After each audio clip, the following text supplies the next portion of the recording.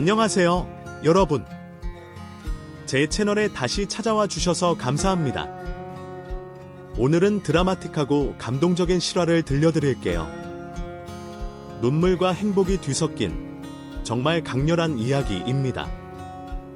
40대 여성의 여정을 중심으로 임신하지 못해 겪은 고통, 가족의 독설, 그리고 가족 전체를 뒤흔든 충격적인 비밀이 펼쳐집니다. 이야기는 시댁에서의 작은 갈등에서 시작되죠. 순진한 시동생이 계산적인 여자와 결혼하면서 모든 게 꼬이기 시작합니다. 모욕적인 말들, 시어머니의 분노에 찬 뺨 때림, 그리고 아이에 대한 충격적인 진실이 집안을 폭풍처럼 휩쓸었어요. 하지만 이 이야기는 비극으로 끝나지 않습니다. 주인공은 가족의 사랑과 소중한 선물, 바로 아들을 얻으며 어둠 속에서 빛을 찾죠. 이 감동적이고 교훈적인 이야기를 함께 들어보세요. 좋아요, 구독, 그리고 알림 설정 잊지 마세요. 안녕하세요, 여러분. 무더운 여름 잘 보내고 계신가요? 저는 40대에 접어들어 늦게 아이를 낳고 요즘 회사 다니랴, 아이 키우랴 정신없이 살고 있답니다. 눈에 넣어도 아프지 않은 게 자식이라는 말, 요즘 그 누구보다도 실감하고 있죠. 하지만 이런 제게도 너무나 큰 상처가 있었던 때가 있었습니다.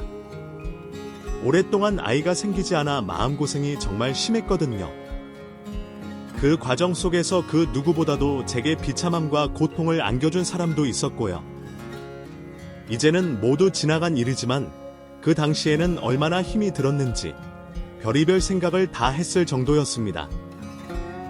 오늘은 그 이야기를 조심스럽게 꺼내보려고 해요. 더 이상 지난 과거의 아픔에 매여 가슴 졸이며 지내고 싶지 않기에 용기를 내어봅니다. 그럼 제 이야기를 지금부터 시작해볼게요. 보통의 평범한 엄마가 되는 일이 이렇게 힘이 드는 건지 처음엔 전혀 몰랐습니다. 그저 열심히 직장에 다니며 일을 했고 연애도 했고 남들처럼 보통의 삶을 살아가고 있었으니까요. 다만 일에 대한 욕심이 좀 많은 편이라 중요한 프로젝트가 있을 때는 밤을 새워가면서까지 일을 마무리했고 나름대로 그 능력도 인정을 받는 편이었어요. 그런 제 자신에게 자부심도 갖고 있었고요. 결혼 전에는 연애와 일을 두 마리 토끼를 다 잡으면서도 꽤 괜찮게 살 수 있었으니 당연히 결혼 후에도 이런 생활이 지속될 거라고 생각하며 지냈던 것 같아요. 하지만 막상 결혼을 하고 보니 그런 생각은 저 혼자만의 착각이었다는 걸 느낄 수 있었습니다. 혼자 몸만 챙기는 그런 삶이 아니라 하나부터 열까지 가정의 울타리 안에서 모든 부분을 챙겨야 했으니까요. 다시 말해 회사에 중요한 일이 있어도 예전보다 그 일에 대한 집중도가 떨어지더라고요. 저는 그런 제 자신이 일하는 데 있어 조금 무능력해진 것 같아 솔직히 조금 화가 나기도 했습니다. 그래서 결혼하고 나서부터 계속 피임을 하기 시작했고 3년 정도만 바짝 일하고 안정적인 궤도에 올라서면 아이를 갖기로 남편과 이야기를 했죠.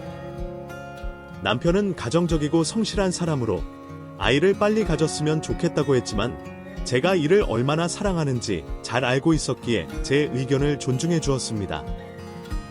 여보, 당신 뜻이 그렇다면 아이는 조금 천천히 가져도 돼. 그동안 당신 일 열심히 해서 안정 찾아봐. 능력이 많은 사람이니까 충분히 그래도 돼. 고마워, 자기야. 나 딱 3년 정도 일에 집중하고 그 후부터는 당신 똑 닮은 아들 낳을 거야. 어차피 당신이 장남이니까 아들도 낳아야 하잖아. 난 딸도 좋아. 물론 부모님은 손주를 원하시긴 하지만 아들 낳는 비법 같은 것도 많이 떠돌아다니던데 뭐 우리 잘 노력해서 그때 꼭 아들도 낳고 딸도 낳고 그러자. 알았지? 남편의 배려 덕분에 저는 일에만 집중할 수 있었고 좋은 성과도 얻을 수 있었어요. 어찌나 고마운지 세상에 저희 남편 같은 사람은 없다고 생각이 됩니다. 더군다나 저희 시어머니, 그러니까 이선희 여사님께서도 정말 좋은 분이시기 때문에 저를 많이 배려해 주셨어요. 친구들의 시어머니를 보면 일보다는 빨리 아이를 낳아서 대를 이어주기를 은근히 바라시는 분들도 계시던데 이선희 여사님은 달랐어요. 굉장히 합리적인 사고를 하시는 분이었고 지혜롭고 인자하셨답니다. 모든 일이 일사천리로 이어져 나가면서 저는 정말 결혼을 잘했다고 생각이 들었어요. 경제적으로도 부족하지 않은 편이었고 성격이나 인품이 너무 좋으신 시부모님, 그리고 세상에서 저를 많이 아껴주는 남편까지 모든 것이 만족스러웠죠. 하지만 시간이 지나고 한 가지 우려스러운 부분이 생겨났습니다. 남편에게는 2살 아래의 남동생 최민준 씨가 있었는데 너무 순진할 만큼 착한 성격이라 세상 물정을 잘 몰라 사기당하기 딱 좋은 스타일이었거든요. 그런 민준 씨가 결혼한다고 데려온 여자가 뭐랄까 조금은 민준 씨와 어울리지 않는 분위기를 풍겼어요. 나이는 민준 씨보다 2살 많다고 했는데 나중에 알고 보니 그보다 더 많은 5살 위였고 말하는 투나 사고방식이 조금 마음에 들지 않더라고요. 저 역시도 늦게 결혼했고 민준 씨도 홍기가 꽉 찬 나이였기 때문에 누군가를 만나면 결혼한다고 생각했겠지만 아무리 생각해도 그 여자는 아니었어요. 그 여자가 저희 집 며느리로 들어오고 제 동서가 된다는 게 진짜 마음에 들지 않았답니다. 걱정스러운 마음에 남편에게 한번 속마음을 얘기한 적도 있었어요. 여보, 나는 있잖아. 민준 씨가 왜 그 여자랑 결혼하려는지 모르겠어. 민준 씨는 세상 그 누구보다도 착하고 순수한 사람인데 그 여자는 진짜 너무 다르잖아. 그러게, 나도 조금 그렇긴 한데 그래도 동생이 좋다고 하니 뭐 별 수 있나. 아니, 여보, 나이도 처음에는 2살 어리다고 해놓고 거짓말 들통난 거야. 피부샵에 오는 손님들도 남자들이 엄청 많다잖아. 난 왠지 그 여자가 이상한 부분이 있는 것 같아. 에이, 너무 많이 생각하는 거 아니야. 피부샵에서 남자 고객들이 온다고 그게 뭐 또 직업에 귀천이 없는 건데 너무 그러지 마. 세상 사람들이 다 당신 같은 안정된 직장에 다니고 있는 건 아니잖아. 다양한 직업도 있고 전문적인 기술도 있고 그러니까 우리 좋게 생각하자. 응? 나는 아무래도 그 여자가 민준 씨를 좀 이용해 먹을 것 같다는 생각이 들더라고. 우리 민준 씨가 얼마나 착한 분인데. 난 그저 그런 게 속상해서. 여보, 너무 지나치게 예민하게 굴지 마. 당신 요즘 회사 일 너무 바빠서 신경이 날카로워서 그래. 내 동생 한번 믿고 맡겨보자. 분명히 잘 살 거야. 남편은 걱정은 되지만 동생의 결정을 믿고 따른다는 말을 하더라고요. 하긴 누군가를 좋아해서 눈에 콩깍지가 씌어버리면 다른 건 아무것도 보이지 않는다고 하잖아요. 그때 민준 씨도 그런 상태였을 거예요. 그래서 아무리 저희가 말려도 듣지 않았을 것입니다. 걱정을 한 보따리 하긴 했지만 제가 딱히 민준 씨의 결혼을 반대할 수 있는 입장도 아니었고 확실한 이유 없이 막무가내로 민준 씨의 예비 신부를 미워하는 것도 예의는 아니었어요. 어디까지나 제 느낌일 뿐이었으니까요. 이선희 여사님 역시 그 여자를 마음에 들어하지 않으신 건 마찬가지였습니다. 굉장히 지혜롭고 합리적인 분이셔서 이유 없이 사람을 미워하시는 스타일은 아니셨지만 걱정스러운 얼굴로 민준 씨에게 말씀하시는 걸 우연히 들었던 적이 있었거든요. 민준아, 내가 그 여자를 얼마나 사랑하는지는 모르겠지만 엄마가 보기에 그 여자는 너를 그렇게 많이 사랑하는 것 같아 보이지는 않구나. 엄마, 왜 그런 말씀을 하세요? 저희 정말 많이 사랑해요. 이유 없이 왜 그렇게 미워하세요? 제가 선택한 여자예요. 제가 살면서 가장 사랑한 여자예요. 민준아, 제 말 좀 들어줘. 그래, 또 나이를 속인 것부터 해서 뱃속에 임신한 것까지 모두 다 거짓말 아니니. 우리 집 재산이나 안 물어보고 하는 게 엄마는 너를 사랑한다고 보기가 힘들어. 엄마, 요즘 사람들 중에 그런 거 궁금하지 않은 사람이 어디 있어요? 겉으로만 착한 척하고 속으로 다들 그런 생각하는 거 아니에요. 저는 오히려 저한테 꾸밈없이 솔직하게 다 말해주는 그녀가 너무 좋아요. 처음엔 그 여자가 아이를 임신했다고 거짓말을 했었나 보더라고요. 저는 그건 몰랐는데 이선희 여사님께서 그런 부분까지 거짓말할 정도면 보통 마인드를 가진 사람은 아니라고 하시면서 민준 씨에게 부정적으로 말씀하셨죠. 하지만 이선희 여사님의 걱정에도 불구하고 민준 씨는 그대로 결혼을 밀어붙이셨더군요. 민준 씨는 한 가지에 꽂히면 앞뒤 보지 않고 오로지 그것만 생각하는 스타일이었거든요. 조금 답답할 만큼요. 결국 이선희 여사님은 민준 씨의 결혼을 승낙할 수밖에 없었습니다. 이선희 여사님께 민준 씨는 아픈 손가락 같은 존재였어요.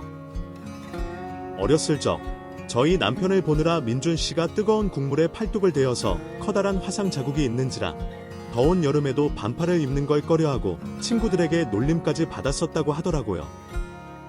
그 이후부터 민준 씨는 친구도 별로 없고 소극적인 사람으로 변해갔고 이선희 여사님은 그런 민준 씨를 가슴 아파했다는 걸 남편에게 들었답니다.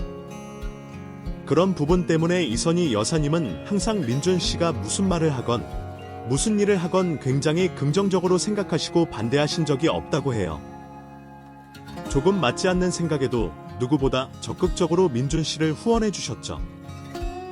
그런 존재인 민준 씨가 결혼한다고 여자를 데려왔으니 이선희 여사님 눈에는 그래도 기특하고 대견했을 수도 있었을 것 같아요. 저도 자식을 낳아보니 자식이 하고 싶다고 하는 건 모두 다 해주고 싶은 마음이 생겼으니 말이죠. 민준 씨는 그렇게 결혼을 하게 되었습니다. 자신보다 5살 많고 피부샵을 운영하는 여자와요. 여기저기 조금 성형한 흔적이 있었고 제가 보기엔 보톡스 같은 것도 많이 맞아서 주름이 없고 탱탱한 것 같은데 자기는 귀엽고 전혀 얼굴에 손댄 적 없다고 하더라고요. 그리고는 자신이 손아래 동서이긴 하지만 나이가 저보다 2살 많으니 인생 선배 대우를 해달라고 하면서 저를 가르치기도 했는데 그 모습이 저에겐 너무 고역이었어요. 척이 내가 2살 위인 거 알지? 그러니까 나한테 존댓말 하는 건 기본 상식이라고 생각해. 근데 나보다 2살 아래인 형님이 아직 인생을 몰라도 너무 모른다. 내가 좀 한 수 가르쳐줘야겠어. 이런 자리에 음식 준비하는 센스부터 시작해서 내가 모실 수 있었어요. 이 정도면 되는 거 아니에요. 이 정도라니 창피하게. 결혼 전에 친정에서 도대체 뭘 배운 거야. 착오로 여자가 잘 들어와야 그 집안이 잘 된다고 했어. 형님이 이렇게 못하면 덩달아 나까지 욕먹는다고. 내가 그렇게 잘못했어요. 난 최선을 다해서 한 건데. 근데 동서는 결혼도 안 해본 사람이 이런 걸 어떻게 그렇게 잘 알아요. 나이 많다고 저절로 알게 되는 건 아닌 것 같은데. 아니, 꼭 그걸 결혼해봐야 알아. 인생 살다 보면 저절로 알게 되는 거지. 아무튼 앞으로 버치반에 행사할 거 있으면 혼자 섣불리 하지 말고 나한테 먼저 얘기해. 내가 알아봐서 할 테니까 무슨 일이 있을 때마다 이런 식으로 반말로 제게 훈계를 하면서 가르치는데 얼마나 짜증이 나던지. 솔직히 너무 기분이 나빴어요. 제가 일만 하느라 이런 쪽 일을 잘 모르긴 했었지만 그래도 저보다 결혼을 늦게 한 손아래 동서가 이런 식으로 가르치려 드는 걸 좋아할 사람이 누가 있겠습니까? 결혼하고 나서부터 시작된 동서의 이런 행동은 이선희 여사님의 생신 때도 어김없이 일어났습니다. 동서가 결혼한 지 1년 정도밖에 되지 않았을 때 일이에요. 이선희 여사님은 평소에 검소하시고 허례허식을 좋아하지 않으셔서 본인이나 가족의 생신 때는 아주 간단하게 식사를 하고 마무리하는 걸 좋아하셨거든요. 저는 당연히 이번 생신 때도 그렇게 하려고 생각하고 있었는데 생신 3일 전날 동서가 제게 전화를 하더라고요.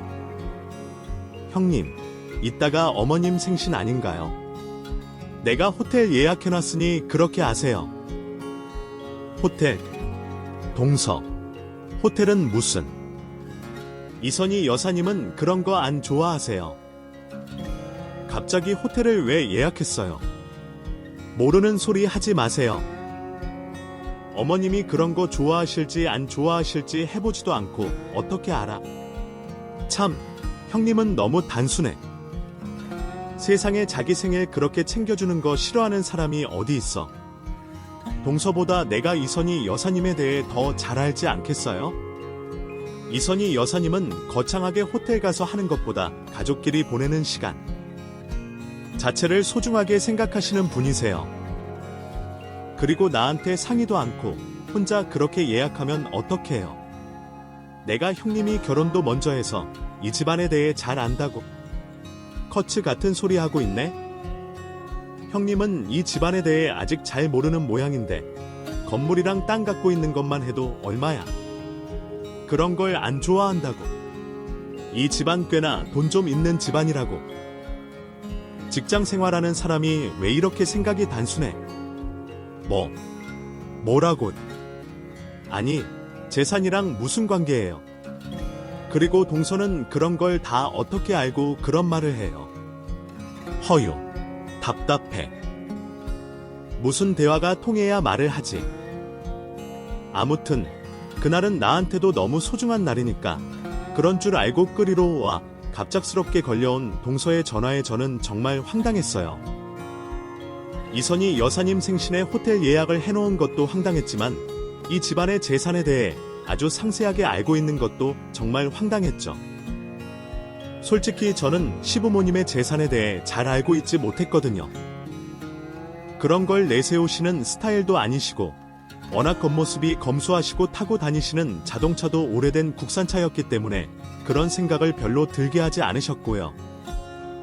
그렇다고 민준 씨가 일일이 다 알아서 말을 해줄 리도 없었습니다. 시부모님은 워낙 그런 걸 드러내놓고 자식들한테 말하지 않으시는 스타일이셨거든요. 동서는 이선희 여사님 생신이 다가오자 불효시처럼 이선희 여사님 옆에 딱 달라붙어서 자신이 예약한 고급 호텔로 모시고 갔습니다. 당연히 이선희 여사님은 자신의 생일을 맞아서 식구들끼리 식사나 하는 줄 아셨는지 호텔 레스토랑 예약에 이어 호텔룸까지 잡아놓은 걸 아시고는 불편한 내색을 하셨죠. 아니, 이게 뭐니? 설마 내 생일 때문에 이렇게까지 하는 거야?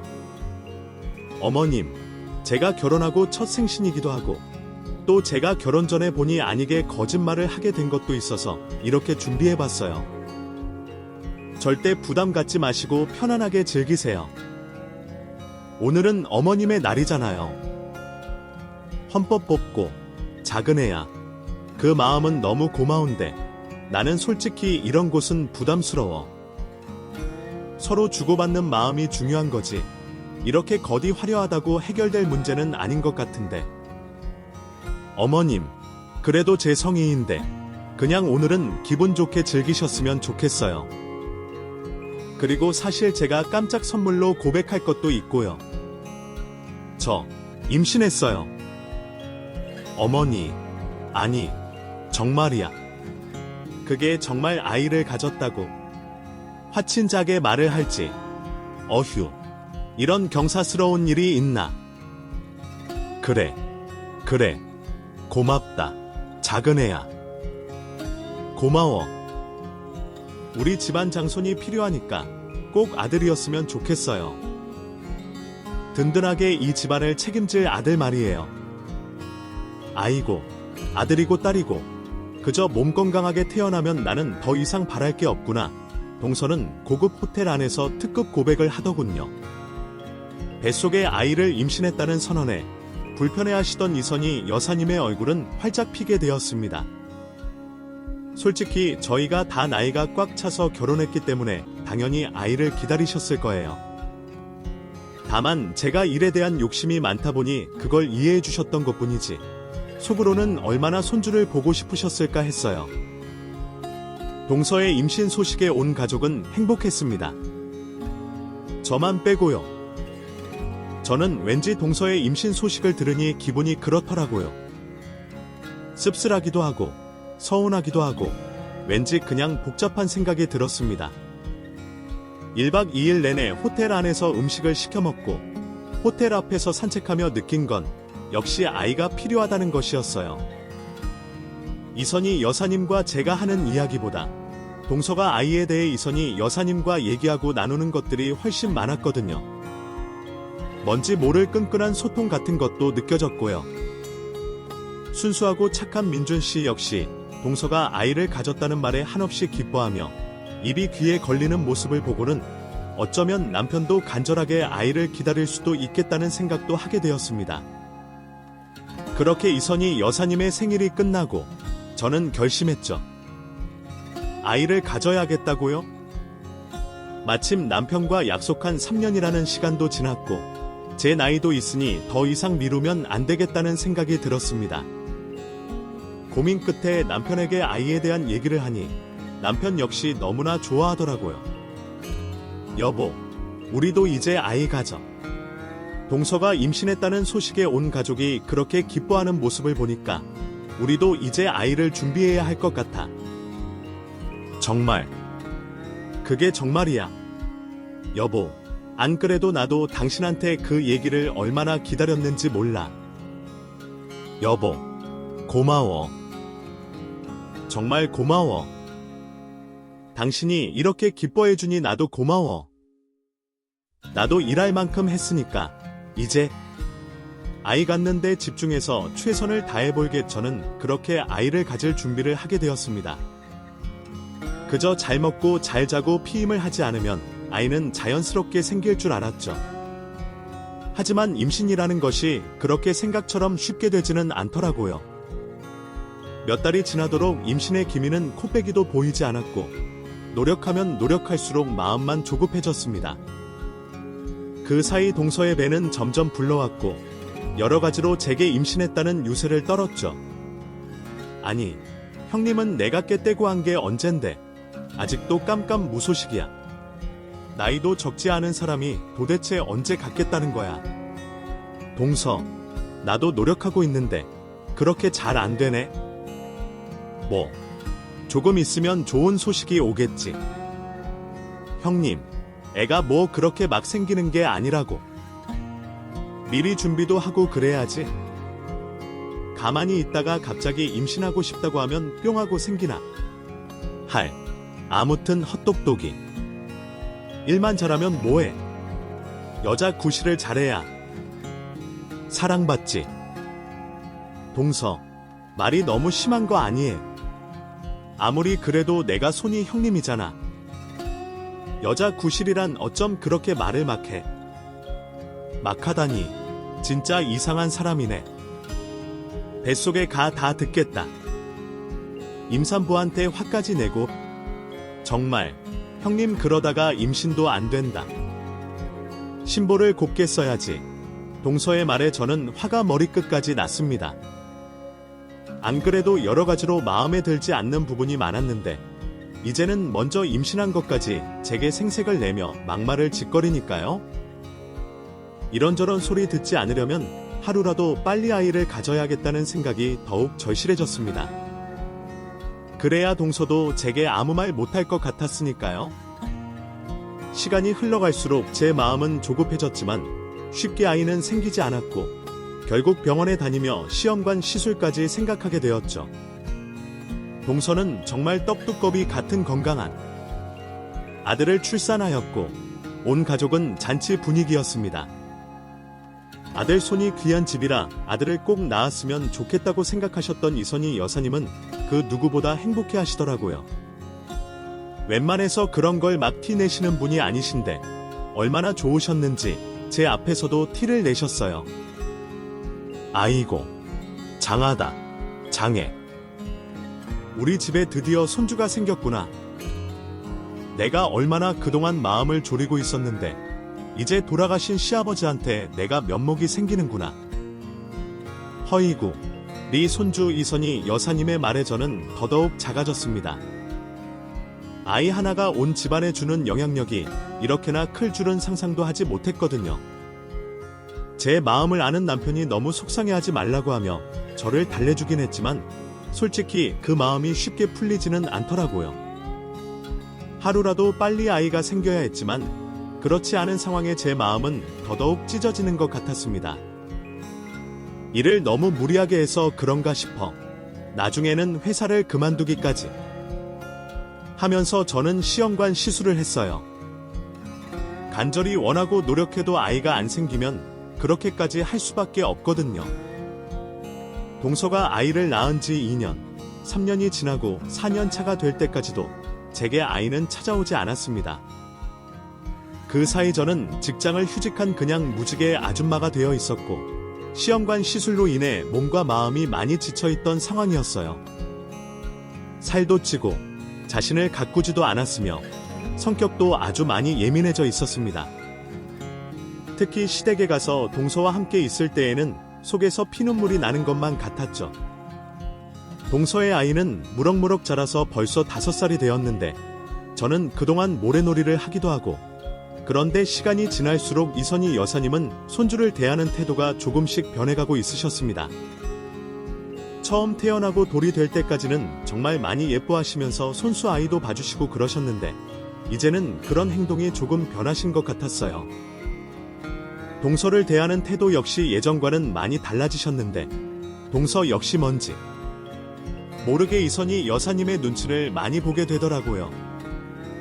이선희 여사님의 툭툭 내뱉는 한마디 한마디에 동서는 움직일거리며 말을 더듬기도 했는데 특히 동서의 아들에 대해 말을 꺼낼 때 동서는 더욱 그랬던 것 같아요.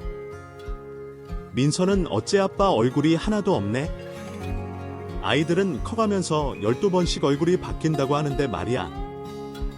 아, 어머님, 요즘은 뭐 엄마도 많이 닮는다고 하더라고요. 그래, 뭐 엄마도 닮긴 하지만 그래도 한두 군데쯤은 아빠 모습도 있어야 하는데 특히 아들은 멋 좀 크면서 달라지겠죠. 어머님. 이번 주 주말에 제가 맛있는 거 사드리려고 하는데 실은 언제가 괜찮으신가요? 제가 이번 달에 손님이 좀 많이 와서 어머님께 맛있는 거 사드리려고요. 몇 번 아이의 외모에 대한 이야기를 할 때면 동서는 이런 식으로 말을 회피하는 모습을 보였습니다. 동서의 아이는 몸집이 아주 크고 식탐이 유달리 많았는데 그 모습은 민준 씨와는 아주 다른 모습이었다고 합니다. 민준 씨는 작고 왜소한 체격에 웃을 때 눈웃음 치는 귀여운 스타일이었는데 아이는 날카로운 눈매에 아주 커다란 체격을 갖고 있었죠. 그래도 민준 씨는 그저 아이가 하는 모든 행동을 보며 아주 행복해하며 지내고 있었다고 합니다. 그러던 어느 날 정말 청천벽력 같은 일이 벌어지고 말았어요. 시댁에 중요한 행사가 있어 친척들끼리 모두 이선희 여사님의 집에 모인 적이 있었거든요. 저는 그때도 병원에서 시험관 시술을 실패한 결과를 알게 되어 기분이 울적했던 날이었어요. 이렇게 모임이 있는 날이면 모두가 아이에 대해 물어보기 때문에 저는 그런 자리에 별로 가고 싶지 않았습니다. 저 혼자만 아이가 없어 이상하게 남의 눈치를 보게 되었거든요. 다들 모여있는 식사 자리에서 저는 조용히 주방 한켠에 앉아 배고픈 허기를 달래며 밥을 먹고 있었어요. 그때 동서가 제게 와서 말을 하더군요. 아이고, 애도 못 낳는 게 밥은 잘 처먹네. 형님은 밥이 입으로 넘어가는지. 뭐라고요? 지금 뭐라고 했어? 아니, 내 말이 맞잖아. 애 낳는다고 난리친 게 한 5년은 넘은 것 같은데 말이야. 맏며느리라는 사람이 아직 애도 못 낳고 밥이 입으로 넘어가는지. 아고, 하니 지금 말 다 했어. 나도 애 갖고 싶어서 노력 중이야. 동서의 말이 정말 너무 심하잖아. 내가 참는데도 한계가 있다고. 참나. 지금 자격지심 부리는 거야. 내가 없는 말 한 것도 아니고 사실을 말한 건데 뭐 그리 화를 내. 동서의 충격적인 말에 저는 할 말을 잃었고 결국 눈물을 쏟아냈습니다.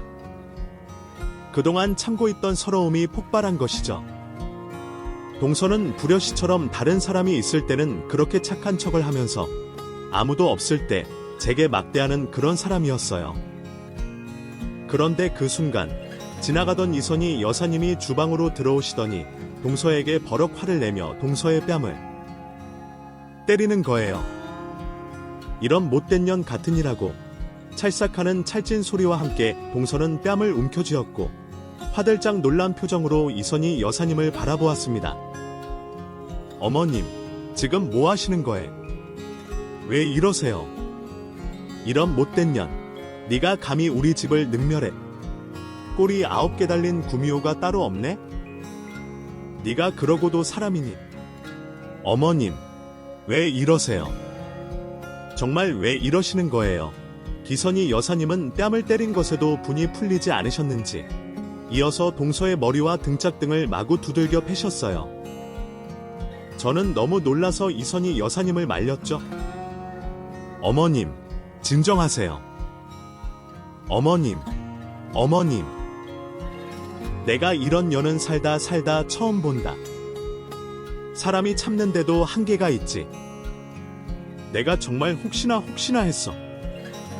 설마 사람이면 이렇게 하지 못하겠지 하면서 말이야. 네가 우리 아들을 뭘로 보고 우리 집안을 뭐로 아는 거지. 제가 말리는데도 아랑곳하지 않으시고 계속해서 동서를 두들겨 패셨습니다. 동서 역시 한 성격 하는지라 이선희 여사님께 가만히 있지는 않았죠. 아니, 정말 어머님, 왜 이러시냐고. 말을 하세요. 말을. 무식하게 사람 패는 게 재주가 있으신가? 자꾸 이러시면 저 신고할 거예요. 오냐, 신고해라. 신고해라. 내가 판하던 거 다 놔도 너 신고할 거야. 어디서 바람 피워서 딴 놈애를 낳아다가 우리 집에서 기어코 꼬리 핏줄을 빨아먹어도 유분수지. 네가 감히 이런 짓을. 내가 모를 줄 알았냐? 모를 줄 알았어. 아니, 무슨 말씀을 하시는 거에? 어째서 말 같지도 않은 말을 들어가지고. 형님, 네가 그런 음모 꾸민 거냐고. 애 못 낳은 것 때문에 나를 이렇게 보매? 이런 나쁜 년. 동서는 그 화살을 제게 돌렸습니다. 제가 이선희 여사님께 뭔가를 말해서 이선희 여사님이 저렇게 화가 나셨다고 생각했나 봐요. 동서는 눈에 쌍심지를 켜고 제 쪽으로 와서 제 머리채를 잡으려고 하더라고요. 그 순간 거실 쪽에 있던 남편과 민준씨 그리고 친척들까지 모두 주방으로 와서 이선희 여사님과 동서를 말렸습니다. 엄마, 왜 그래? 도대체 왜 그러는 거야? 이 사람한테 왜 이래요? 엄마, 민준씨는 놀란 토끼눈을 해서 이선희 여사님께 물어보았죠. 이선희 여사님은 민준씨를 보시더니 두 눈에서 눈물이 맺히면서 말씀하셨습니다. 아, 이 바보 같은 놈아. 이 바보 같은 놈. 내가 너를 어떻게 키웠는데 네 새끼인지 남의 새끼인지도 모르고 샀냐. 이놈아.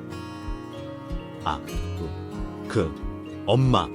그게 무슨 소리야? 그게 무슨 소리냐고. 우리 아들 얘기하는 거야. 내 아들. 네 아들 같은 소리 하고 있네, 이놈아. 눈, 코, 입부터 몸까지 어디 하나 똑같은 구석이라고는 눈을 씻고 찾아봐도 없는데 어떻게 너만 모르냐, 이 바보야. 두 눈을 뜨고 똑바로 봐라. 널 닮은 구석이 하나라도 있는지. 이 사람 닮아서 그런 거지. 애기 엄마를 닮은 게 죄는 아니잖아, 엄마. 이놈아, 진정해. 진정하긴, 이놈아. 내가 다 조사해봤어.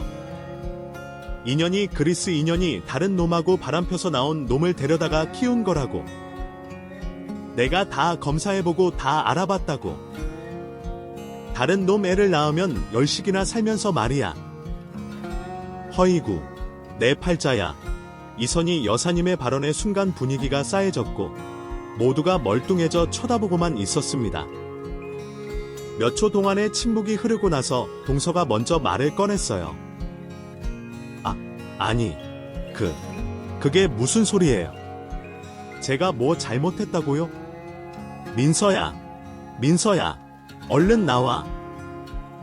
집에 가게. 가긴 어딜 가. 내가 그냥 보내줄 것 같아. 이 집안을 무시하고 속인즉 값은 받아야지. 바람핀 주제에 남의 집 재산에 그렇게 관심이 많아서 여기저기 부동산 투기하며 물어본 건 내가 모를 줄 알아. 응. 너란 여자는 도대체 내 아들을 사랑하긴 한 거야.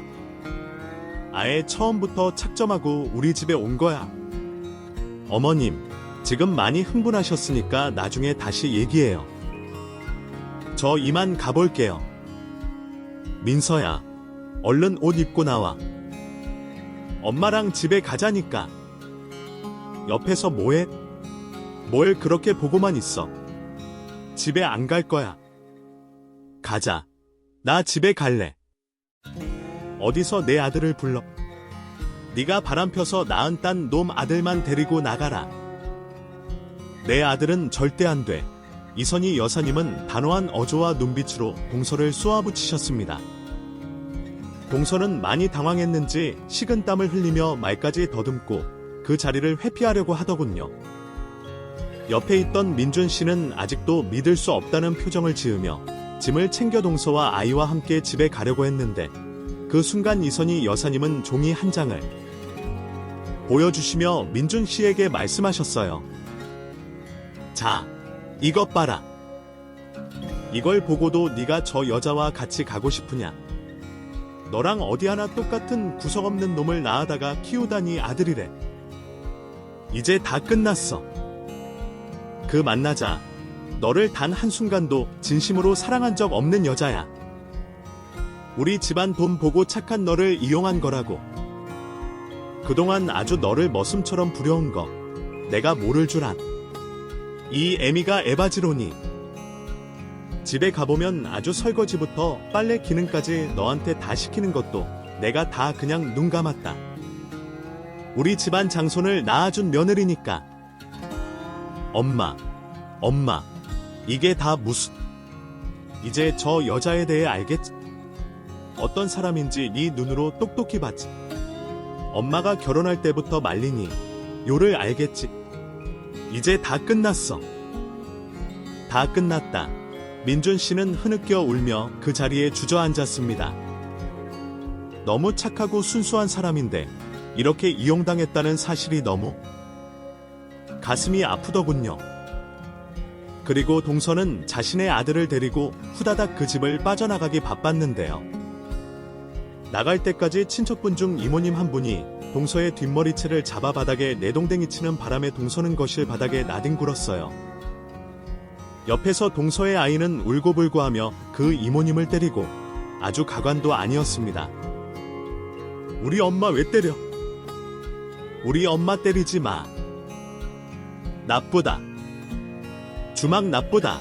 할머니. 아이고, 이런 못된 년이 우리 집안에 들어오다니. 아주 초상집이 도하시겠다.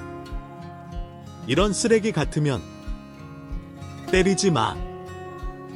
우리 엄마야. 때리지 마. 시파 할머니 까본데. 우리 엄마 때려. 아이고야, 아들아. 끝장나게 키워놨구만. 어디 남의 씨 쭈르륵 내려다가 이 집안 피를 빨아먹느냐. 이거 사평생 죄값 받을 거다. 이 못된 것. 결국 동서는 그 아이를 데리고 시댁에서 나가버렸습니다. 그리고는 얼마 지나지 않아 민준 씨에게 집을 내놓으라, 자신에게 반을 주라는 말을 했다고 하더군요. 이혼하려면 재산의 반을 떼어 내라고 말이죠. 하지만 시댁에서는 가만히 있지 않았고 변호사를 선임해 오히려 위자료를 받아내는 것으로 결론을 내렸습니다. 그 과정에서 동서 역시 이혼 소송의 거액 재산 분할에 대한 것을 다시 이야기했다고 하더군요. 자신이 피부샵을 하면서 생활에 상당한 도움을 주었다고 하면서 시댁에서 물려받을 재산에 대해 미리 분할해달라는 것이었는데 말도 안 되는 말을 들은 이선희 여사님은 콧방귀도 끼지 않으시고 결국 이혼 소송을 승소로 이끄셨어요. 한바탕 폭풍우가 몰아쳐간 저희 집은 한동안 정말 조용했어요. 너무나 큰 충격에 빠진 시댁 모두는 그 어떤 말도 하지 않은 채 그저 서로의 곁에 머물러 줄 수밖에 없었죠.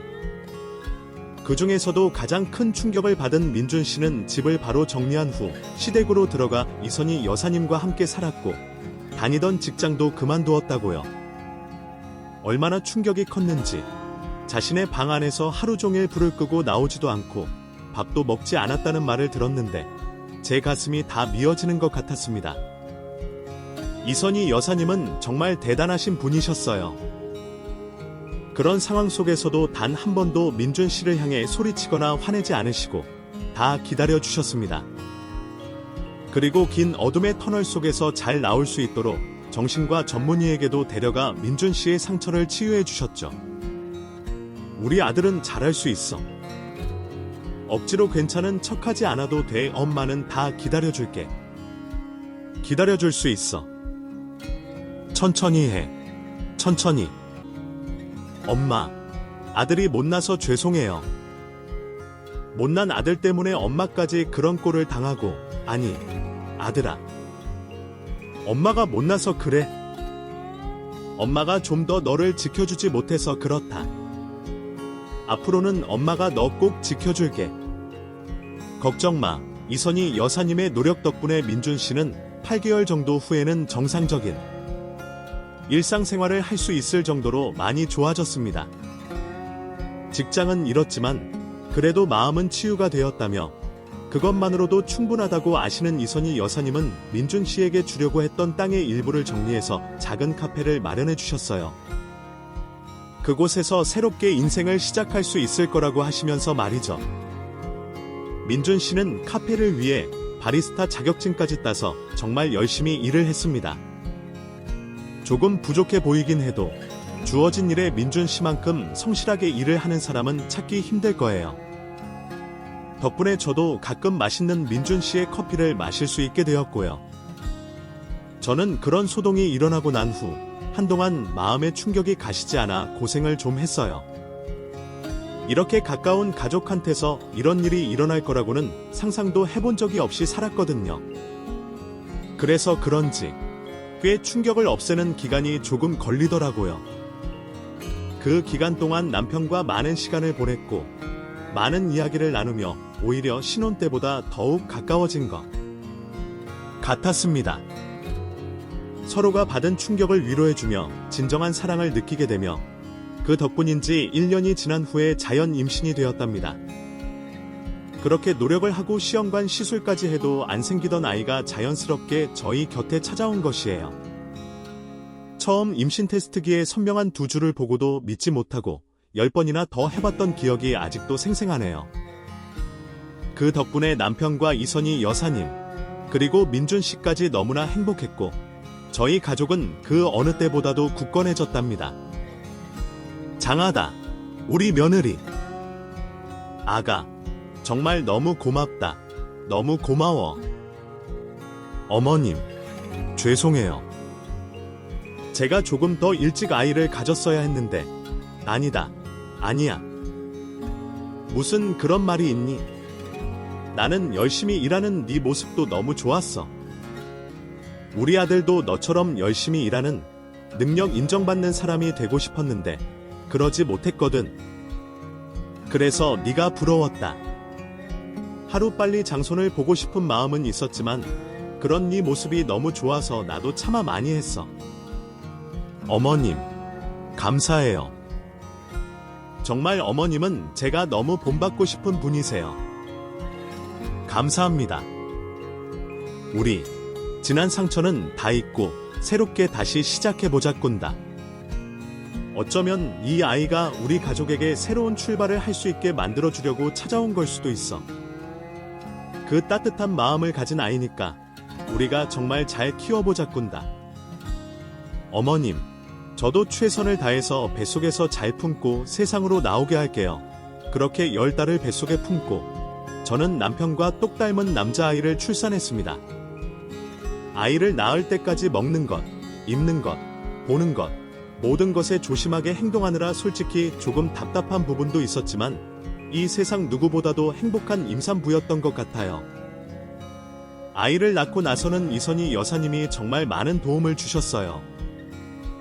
특히 신생아 때는 밤잠을 못 잔다며 이선희 여사님이 아이를 봐주셨고 손목이 아프다고 목욕시키는 것도 남편과 이선희 여사님이 도맡아 해주셨답니다. 덕분에 저는 아주 행복하게 산후조리를 마쳤고 잠이 모자른 적도 거의 없었어요.